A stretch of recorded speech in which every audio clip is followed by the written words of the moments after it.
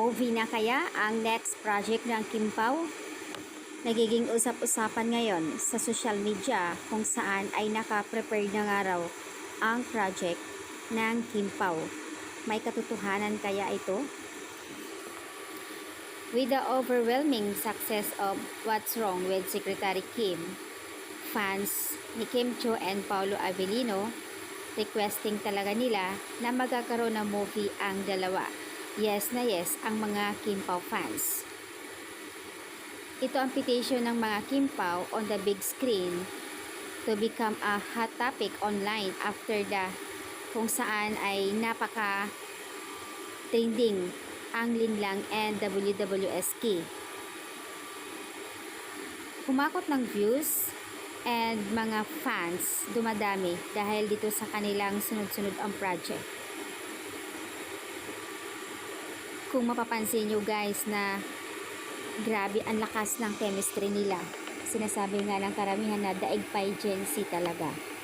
Kilig overload naman talaga ang ipinakita ng Kim Pao sa mga netizens. Lalo na si Paolo na ang cute niya magpabibi kay Kim. At dahil nga doon sa interview din ni kumakailan ni MG Felipe interview kay Kim during the contract signing ng Showtime sa GMA. Diba nga may in-interview si Kim? Ang sinasabi nga nila ni MG na willing ba na magkakaroon ng movie kasi yun po yung request ng karamihan lalo na sa mga fans. Syempre naman, sagot nga ni Kim na why not? Hindi naman namin minamadali yun pero if ever na siya pa rin ang partner, syempre naman why not? Ayon kay Kim, yes na yes siya. Kaya naman nagpapasalamat ang ibang mga fan na syempre yun talaga yung pinaka hinihintay ng lahat na magkakaroon sila ng movie. Ayon sa karamihan, pipilahan talaga namin yan. Lalong susuportahan namin ang mga Kim Pao dahil dito sa movie nila if ever na matuloy yan.